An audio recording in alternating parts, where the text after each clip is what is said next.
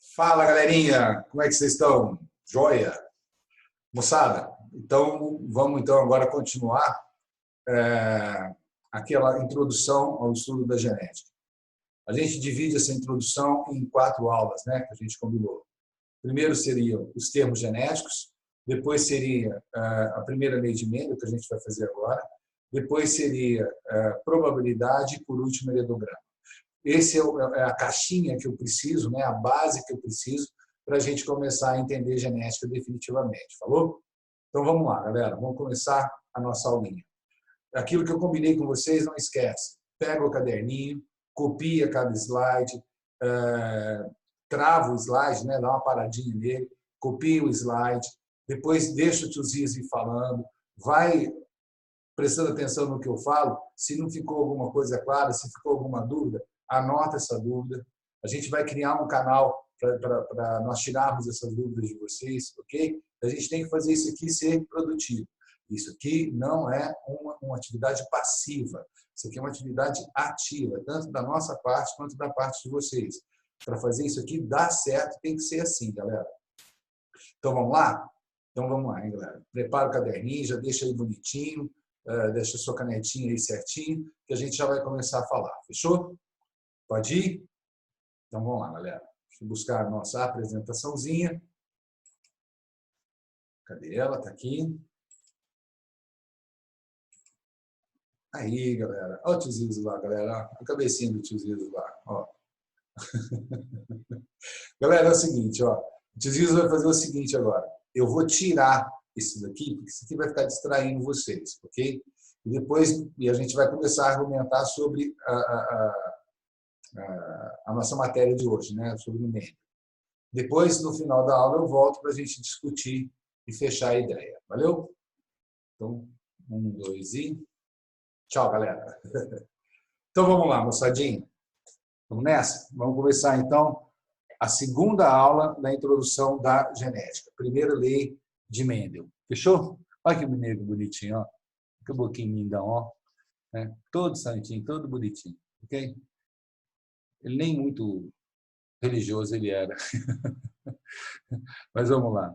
Também o tamanho da cabeção dele, ó. Deve ser inteligente toda a vida, né? Então vamos nessa. Bom, aqui está uma ilustração, né, mostrando o Mendel trabalhando na sua polinização. Isso aqui vai ser muito importante, o domínio dessa técnica vai ser muito importante para chegar aos resultados que ele teve. A primeira coisa que você tem que lembrar, galera, é que Mendel não veio do nada, né? Mendel não veio do nada. Ele veio de uma sucessão de tentativas absurdas, né, que a humanidade vinha buscando para explicar a hereditariedade. Nós todos percebíamos a hereditariedade, né, nós como humanidade, mas a gente não conseguia explicar. E, normalmente, as explicações tinham uma contaminação religiosa muito grande, né? Ou porque você era assim por causa era castigo, ou porque você era assim, você fez alguma coisa na outra vida, ou você era assim porque a tua raça é assim, e um grande monte de bobagens foram usadas para tentar explicar a hereditariedade. Mendel não acreditava em nada disso e ele se propôs, mesmo sendo um padre que vivia lá no interior da Tchecoslováquia foi ótimo, da República Tcheca hoje, ok? Foi através de um estudo relativamente simples, mas muito trabalhoso, ele conseguiu não só explicar a hereditariedade, como se aprofundar de uma tal maneira que até hoje o que ele descobriu é a base da genética. Quando a gente fala do projeto Genoma hoje, quando você fala de fazer análise do DNA, por exemplo, desse vírus que nos assola agora, tudo isso que está sendo usado agora, galera, teve um comecinho aqui, que esse caboclinho, galera, ó, ele que começou a dar esses passos para nós, ok? Aliás, ele não começou a dar os passos, ele abriu um caminho, né? Mais do que dar os passos, ele abriu todo um caminho. Foi fantástico o que ele fez, ok? Então, lá, conhecido como o pai da genética, Johann Gregor Mendel, o Gregor Johann Mendel, nasceu naquilo que eu falei para vocês, na República Tcheca, entrou para o mosteiro ainda jovem. Ele tinha problemas de relacionamento, galera. Ele era uma pessoa muito tímida, muito sistemática, e isso fazia com que ele tinha muita dificuldade em relacionamentos pessoais. E por isso que ele saiu de casa muito cedo e foi para o mosteiro. Ok? E logo que ele chegou lá, né, ele ainda menino, já aprendeu técnicas de polinização, né, de fazer a polinização artificial. Em vez de depender da polinização natural, através de vento, abelhas, etc., ele aprendeu, junto com outros que lá já estavam, a polinizar plantas, tirar o pólen de uma planta e passar para outra planta, né, simulando uma situação de polinização natural. Isso aqui foi uma técnica que ele usou muito no seu estudo depois. Fechou? Bom, qual que era o projeto de Mendel? A primeira coisa foi se propor a descobrir como é que a hereditariedade funcionava. Só disso já era quase que uma petulância para a época, ok? Mas ele tentou se garantir para isso. De que jeito? Estabeleceu um projeto que, de uma maneira organizada, orientada, né, fez com que ele caminhasse passo a passo nesse projeto e chegasse aos resultados que ele chegou hoje.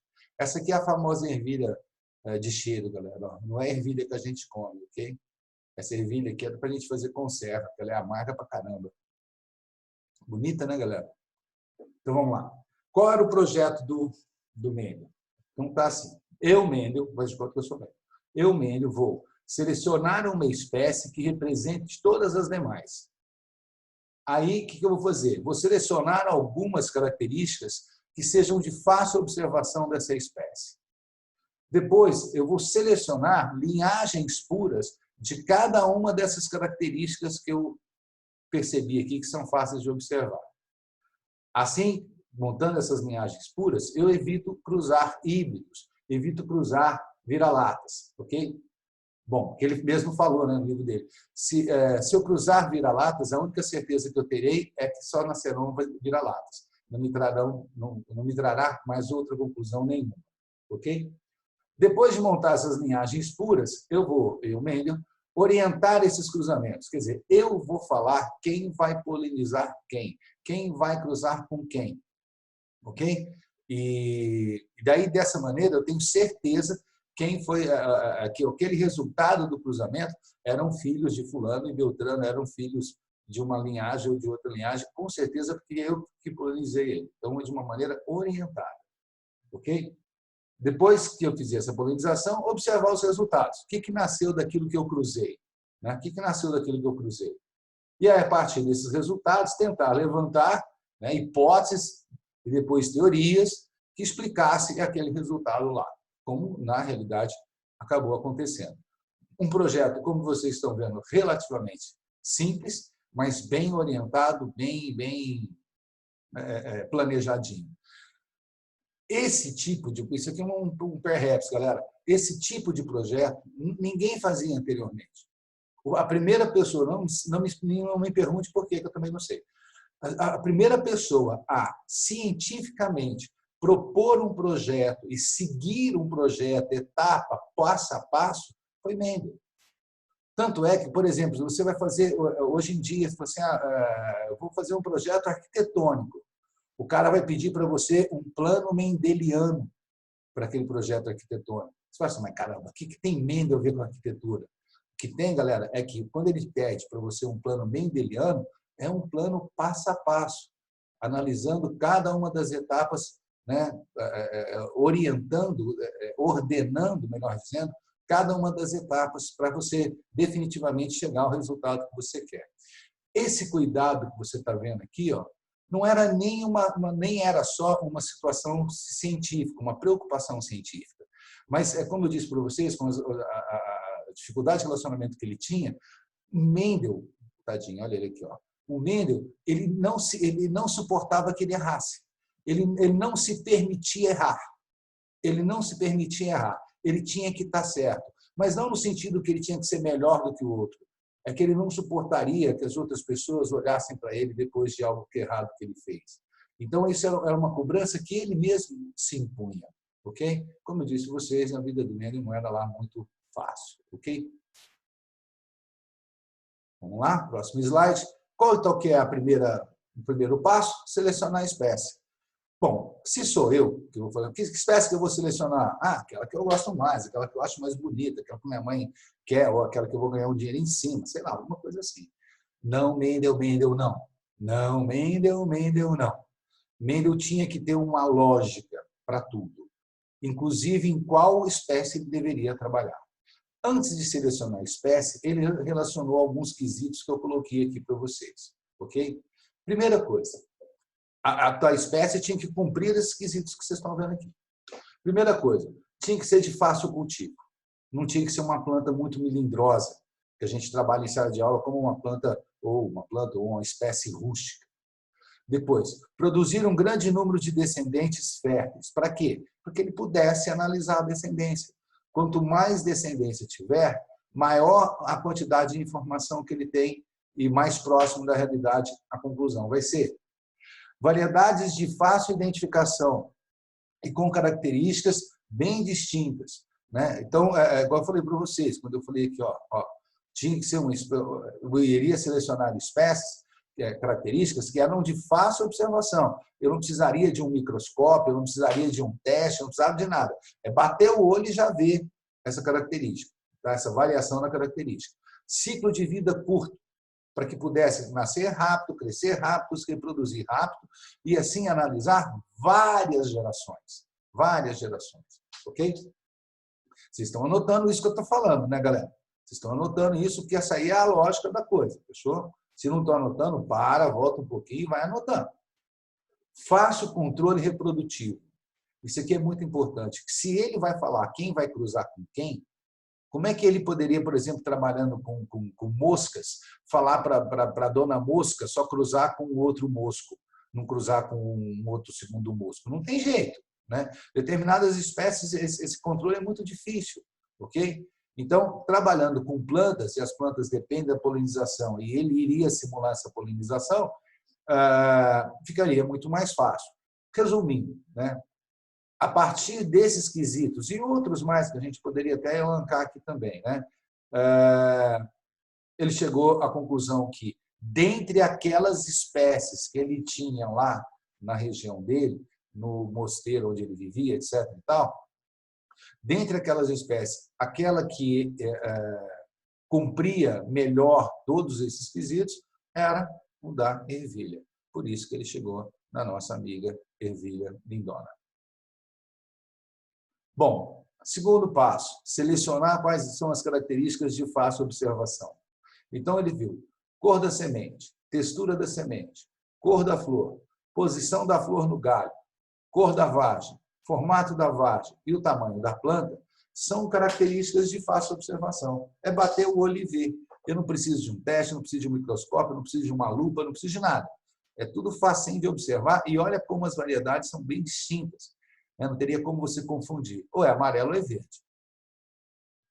Tá, aqui, ó. Textura. Ou era lisa ou era rugosa. Então, são bem evidentes as diferenças. Né? Não existe o meio rugoso ou meio liso que poderia atrapalhar aqui. A cor da flor, púrpura ou branca? Aquele rosa bem choque mesmo, ou branca? Fácil de observar. Tudo fácil de observar. A posição da flor no galho. Isso aqui eu nem sei se eu ia conseguir observar na época. Ele percebeu que algumas folhas ficavam na ponta do galho e algumas flores ficavam no meio do galho. Então, a posição da flor também variava. Variava não, varia. Né? Cor da vagem, amarelo ou verde, mesma coisa da semente. Formato da vagem, inflada ou murcha. Está errado aqui, não é anana, galera, é murcha. Corrige aqui, ó, murcha. E o tamanho da planta, normal ou anã. Uma planta de 1,20 m é uma planta de 40 centímetros. Falou? Então, só corrige aqui, não é anã, não. Aqui é murcha. E aqui é uma ilustração. Ó, né? Então, nós teríamos a forma lisa ou rugosa, amarela ou verde, púrpura ou branca, lisa ou rugosa, quer dizer, inflada ou murcha. Vocês estão vendo aqui, verde ou amarela. A posição das folhas na metade do galho ou na ponta do galho. Né? E o tamanho da planta, normal ou anã. Como eu relacionei para vocês lá agora, reparem que as variedades são muito fáceis de serem diferenciadas uma da outra. né? Mas, no fim, galera, eu teria 1, 2, 3, 4, 5, 6, 7, 8, 9, 10, 11, 12, 13, 14 variedades diferentes. Ok? Presta atenção nisso, que eu vou usar isso aqui agora no próximo slide. Depois de estabelecer quais são as características, o próximo passo, qual que era lá no plano? Selecionar linhagens puras de cada uma dessas características. E é aqui que deu todo o trabalho, galera. Até chegar aqui, ele demorou 6 meses para analisar direitinho, desde o dia que ele se propôs a começar o trabalho, até chegar aqui, em quais as características que ele ia observar. Demorou 6 meses. Depois ele demorou mais 2 anos e meio só para selecionar linhagens puras de cada uma dessas características aqui. De cada uma das características a observar, através de polinização orientada, conseguiu linhagens puras de cada uma delas. Galera, então olha só que coisa interessante. Eu quero uma linhagem lisa pura. O que eu faço? Cruzo pura com pura. Aliás, lisa com lisa. Se eu cruzar lisa com lisa, só vai nascer lisa. Não, vai nascer lisa, lisa, lisa e rugosa. Então eu jogo as rugosas fora e vou cruzando a descendência lisa. Lisa com lisa, vai nascer lisa, lisa, lisa, rugosa. Joga as rugosas fora e vou cruzando só as lisas. Vai chegar uma hora, eu fazendo, né, essa seleção, cruzando só a descendência lisa, vai chegar uma hora que só vai nascer lisa. Só vai nascer lisa. Assim como vai chegar uma hora, só vai nascer rugosa. Aí ele montou uma linhagem pura dessa e uma linhagem pura dessa. Não esquece que era ele que polinizava cada uma das plantas, mano. Não esquece, cara. Era ele que polinizava cada uma delas. Imagina o trampo que isso aqui deu. Véio. Bom, dá para imaginar quando eu te falo o tempo. Isso demorou 2 anos e meio, cara. 2 anos e meio para que isso acontecesse. Falou? Bom, ultrapassado mais uma etapa, qual que é a próxima etapa? Depois de selecionar as linhagens puras de cada característica, é orientar os cruzamentos. Então, está aí, ó, orientar os cruzamentos. Então, você está vendo. O que eu vou fazer? Eu, Mendel. Aí o pessoal achou que ele estava tudo louco, galera. Porque, assim, ele demorou 2 anos e meio para separar linhagens puras delas todas. 2 anos e meio. E depois de 2 anos e meio, quando o pessoal achava que ele não ia conseguir, ele conseguiu. Depois de 2 anos e meio fazendo isso, ele foi lá e fez o quê? Começou a cruzar tudo entre si outra vez. Misturar tudo. Pegar uma lisa, uma amarela pura e cruzar com uma verde pura. Aí ninguém entendeu nada. Todo mundo achou que ele tinha ficado maluco.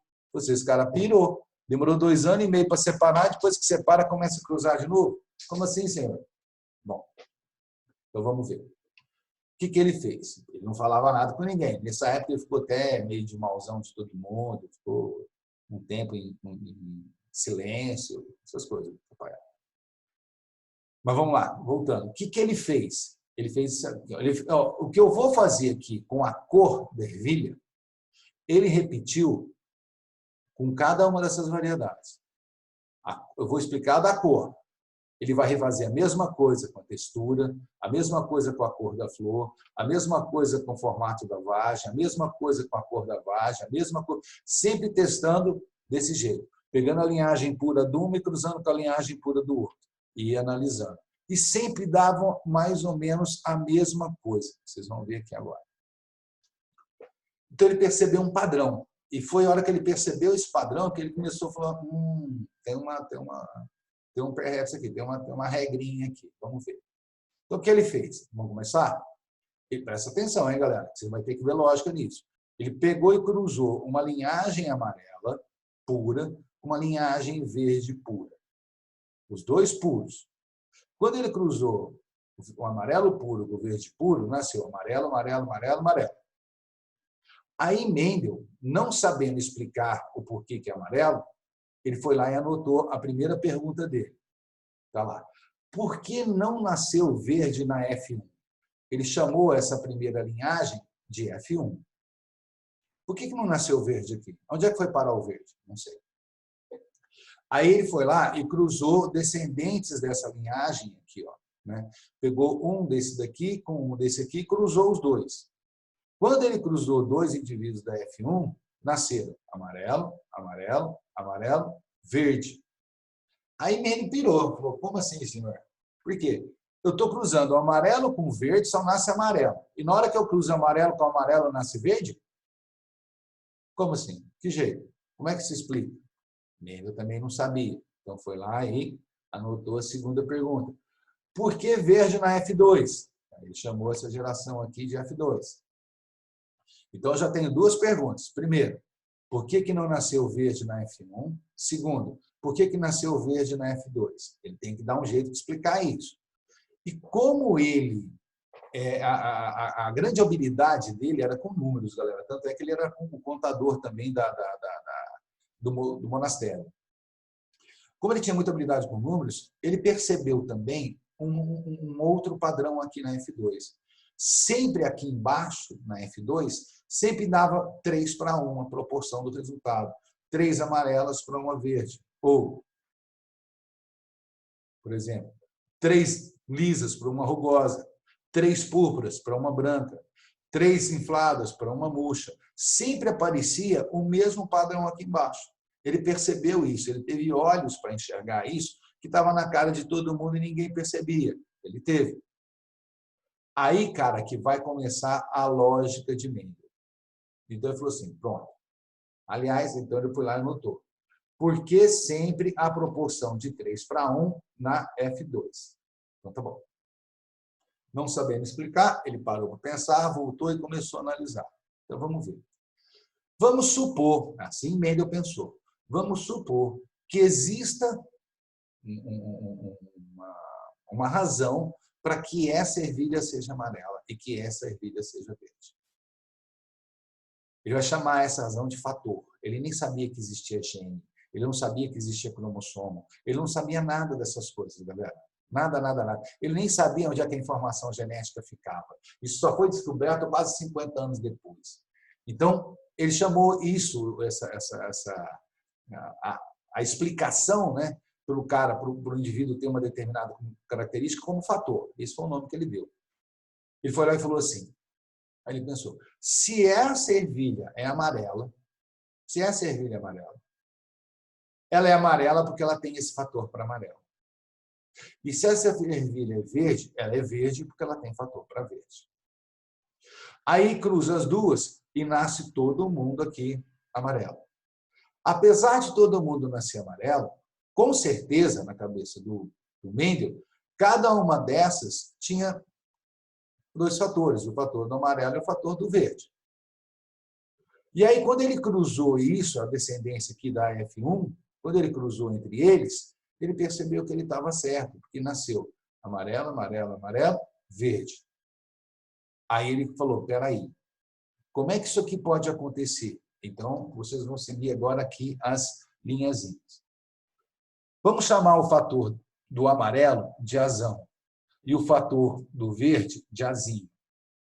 Então, cada um desses caras teria que ter um azão e um azinho, um azão e um azinho, um azão e um azinho, um azão e um azinho. Quando eu cruzava 2 caras desse, o que eu vou ter? Um azão pegar com outro azão, vai formar um cara azão-azão. Se o cara é azão-azão, ele só pode ser amarelo. Depois ele pegou um cara azão, um fator azão desse cara aqui, com um fator azinho desse cara aqui. Aí ele formaria um cara azão-azinho. E ele já sabia que todo cara que era azão-azinho era amarelo. Ele percebeu isso aqui em cima. Depois ele pegou um outro fator azinho desse daqui e cruzou com um azão desse daqui. E vai virar um outro cara azão-azinho, que ele já sabia que azão-azinho era amarelo também. Então, esse explicou porque era amarelo, esse explicou porque era amarelo e esse explicou porque é amarelo. Aí, então, ele falou assim, qual o último cruzamento que falta pegar? O azinho de cá com o azinho de cá. Quando ele pegou 2 azinhos, nasceu um verde. Então, ele analisando isso daqui, ele percebeu, primeiro, que todo indivíduo tem quantos fatores para uma característica? 2. Só que na hora que você for reproduzir, você só vai passar um desses seus fatores. Esse cara tinha 2. Ele não passou os 2, ele passou um só para cá e um só para cá. Um só para cá e um só para cá. Entendeu o que eu estou falando?